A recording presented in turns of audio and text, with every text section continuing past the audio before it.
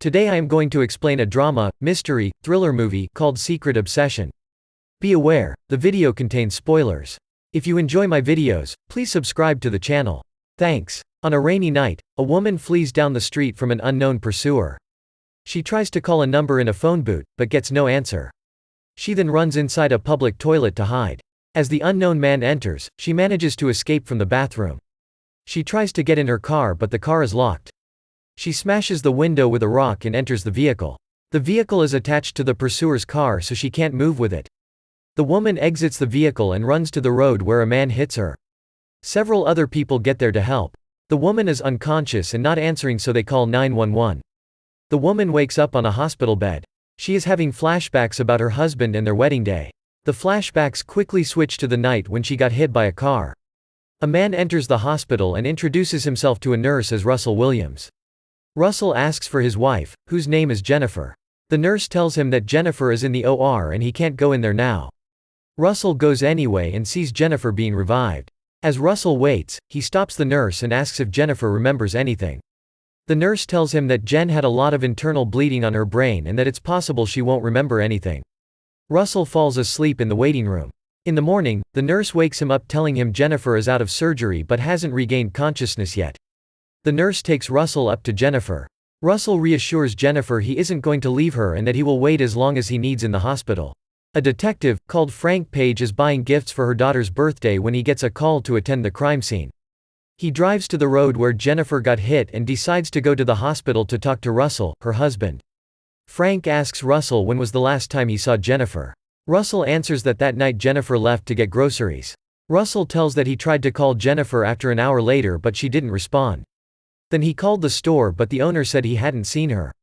Frank then asks if they had problems with each other but Russell tells Frank they just got married and there were no problems. Frank also tells Russell that the car she left with is missing and there are no reports about it so far. Frank drives home and wraps the gifts for his daughter, but as soon as he finishes, he starts crying. We see a closet full of unopened gifts and the voice coming from the TV tells that a 10-year-old girl, named Hannah Page, went missing. Jennifer finally wakes up so Russell can see her.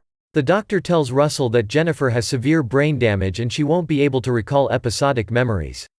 She will still remember things like her childhood and name, but she won't be able to remember Russell. The doctor promises they are going to get there eventually, but it takes a long time. Jennifer tells Russell she doesn't remember anything about the night she got hit. Russell tells her that he is going to be there for her and go through everything with her. Frank questions the man who hit Jennifer and asks if he saw anybody else there. He answers no, but he tells Frank he saw a white pickup pulling another car. Frank tells his boss that someone dropped her off there or someone took her car. Either way, someone else was there. Before we switch back to the hospital, we see a man sit down at Frank's table called Jim Kahn. Russell shows pictures and tells stories about their life to Jennifer. They are having a good time when Jennifer asks if he talked to her parents already. Russell tells her that her parents passed away a few years ago in a house fire. Russell thought she remembers, but she forgot that as well. Jim Kahn comes to the hospital and asks about Jennifer. They won't let him see her as only close relatives are allowed to visit. Kahn leaves flowers for her and as he walks away, we see Russell looking at him through a door. Jennifer gets better and better every day to the point where she can eat normally and use the wheelchair confidently. The nurse tells Jennifer she shows improvements in every way, including her memories. Russell takes Jennifer to a beautiful, big house, which he says is their house. As Jennifer is looking at the fireplace, she gets a flashback about the pursuer being there with a knife. Russell asks what's wrong but she isn't answering. Jennifer tells Russell how quiet the place is. Russell tells her it is because the nearest neighbor is a mile away. Russell is preparing food when Detective Frank calls him. Russell heads outside to talk and Jennifer goes to the balcony as well to listen to the conversation. Frank tells him they haven't found Jennifer's car yet, but one of the witnesses, Jim Kahn, saw the white pickup truck's plate. Frank asks Russell to bring Jennifer to the police station to let Frank talk to her. Russell tries to deny the request but agrees to take her to the station the next day. Jennifer asks what is going to happen on the next day and Russell lies to her that he needs to go to work. Jennifer asks if the workplace is okay with her taking time off, but Russell tells her she quit her job before the wedding because they decided to start a family. Jennifer realizes she has no family and job left, so she asks Russell about her friends. Russell tells her that they don't meet up as much as they used to, but they were asking about her when she was in hospital. Russell reaches for Jennifer's hand. She holds Russell's hand but she seems uncomfortable. Jennifer then asks Russell if they were happy or not together. Russell tells her they still are. Jim Kahn arrives home when Russell appears in the rearview mirror. Russell asks why was he asking about Jennifer in the hospital, but Kahn refuses to answer. Kahn asks who is he and Russell tells him he is Jennifer's husband. Russell takes a crowbar and hits Kahn. Russell then breaks Kahn's neck and takes his body to his house.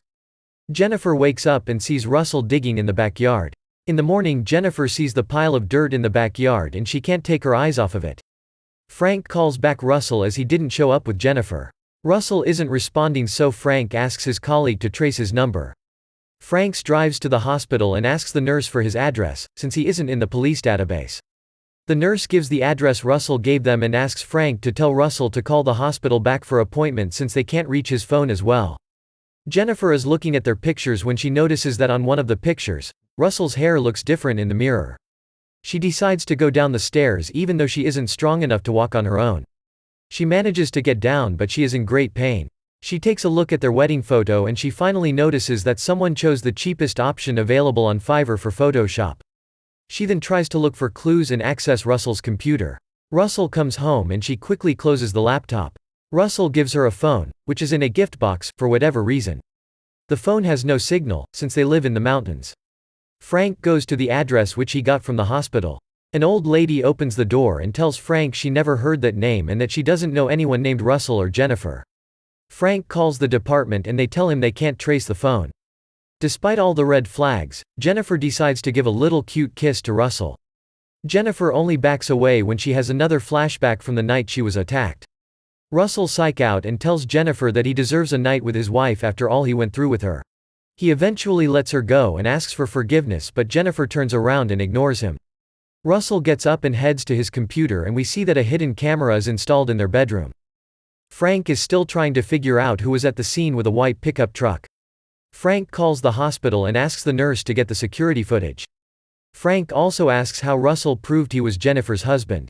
The nurse tells him he showed photos and identified her back tattoo. Frank checks the security footage and sees Russell getting out of a white pickup truck on the night of the accident. The next morning, Russell apologizes to Jennifer with flowers. Frank goes to a tattoo salon and asks the man what the tattoo on Jennifer's back means. The artist tells Frank it stands for the name Allen. Frank runs a search on the name Jennifer Allen and finds an address down in San Jose. When Frank gets to the house, he sees that the mailbox is full and the door is open. He enters the house and tries to switch on the lights, but there is no electricity. He sees food rotting on the table as he keeps looking for someone. As Frank enters one of the bedrooms upstairs, he finds Jennifer's parents' corpses. As Jennifer wakes up, she hides Russell's wallet and asks him to go and grab groceries for her. Russell locks the door as he leaves. When Russell finally left, Jennifer finds her driving license in the wallet and sees her name as Jennifer Allen. She grabs a hairpin and shames the lockpicking lawyer as she manages to open the door with only one hand and one hairpin. Frank heads to Jennifer and Russell's previous workplace where one of the employees tells him they left the company before the wedding. Meanwhile, Jennifer guesses the password for Russell's computer and finds the unedited photos of her and her real husband. The employee shows a picture of Jennifer and the real Russell to Frank. Frank spots the man who took Jennifer from the hospital and asks who he is. The employee tells Frank that the man is Ryan Garrity. Ryan Garrity left the company few months ago since he broke the nose of his employer. The employee gives the contact info to Frank and a note that the real Russell wrote to Jennifer before they left. Jennifer isn't the sharpest tool in the shed, but she finally remembers the events and recognizes her attacker as Ryan. Jennifer tries to access the internet but the cables are cut. Ryan realizes he left his wallet at home and heads back. Jennifer takes her jacket and heads outside to look for signal. She takes off the back of her phone and sees that the battery is melted. We learn that Ryan isn't really good at hiding things as Jennifer heads to the garden and stumbles on a hand sticking out of the ground. Ryan comes and hits her on the head with a rock and carries her upstairs. Jennifer wakes up and still doesn't understand what's happening and asks Ryan about the internet and her phone. I think she might lost a chromosome on the way to the hospital. Ryan gives her a medicine which she takes without much resistance. Jennifer asks Ryan who is he and what did he do to her husband. Ryan chains her to the bed and leaves. As Ryan is buying tools, he meets the nurse. The nurse tells Ryan about the detective and Ryan speeds off. Jennifer wakes up and takes off the chains. She takes a hairpin and battles her biggest enemy, the stairs. She manages to get the upper hand and heads to the kitchen to wrap her leg in duct tape. She finds her old phone in her car in the garage. The phone is still charged and turned on after several weeks. Ryan enters the garage and Jennifer hides in the back. Ryan opens the trunk where we see the real Russell's body. Jennifer heads back upstairs and lays in the bed. Ryan is about to discover that Jennifer isn't chained to the bed anymore when the doorbell rings. Frank is at the gate and Ryan opens it for him. Jennifer gets down and sees Frank on the other side of the window. Jennifer asks for help from Frank. Frank, instead of asking for backup, goes to the back door where Ryan hits him on the head. Ryan takes Jennifer back upstairs and locks the door on her. He also locks up Detective Frank in the freezer. Jennifer heads outside to look for signal, but she forgets her life is in danger and watches videos on her phone instead. Ryan comes back and ties her up. Jennifer tells Ryan she wants to live and Ryan starts telling her the story how he met her. Ryan was basically stalking Jennifer for years and became obsessed with her. He tells her that he killed her parents and husband. Ryan planned to kill Jennifer as well, but she lost her memories and he saw it as a chance. Ryan leaves the room and Frank wakes up in the freezer. Ryan takes Frank's car inside the garage. Ryan goes back to Jen. Jen pretends to understand Ryan and asks him to get her something to drink. Jennifer grabs a lighter from the ground and burns the rope. By the time Ryan gets back, she isn't in her bed. She hits Ryan from behind with a vase, takes his keys and locks him in the room. Jennifer goes 1 versus 1 with the stairs but she loses, while Ryan tries to break the door. Ryan finally breaks the door and Frank also manages to escape from the freezer. Although Jennifer took Ryan's keys, she decides to walk instead of driving, as she believes in an emission-free lifestyle. Jennifer is still looking for signal in the woods as Ryan chases after her. Frank is also in the woods. Jen decides to go full Scooby-Doo and throws a rock to distract Ryan. She manages to hit him on the back with a branch but Ryan quickly knocks her to the ground. Ryan is about to shoot Jen when Frank appears out of nowhere and takes Ryan to the ground.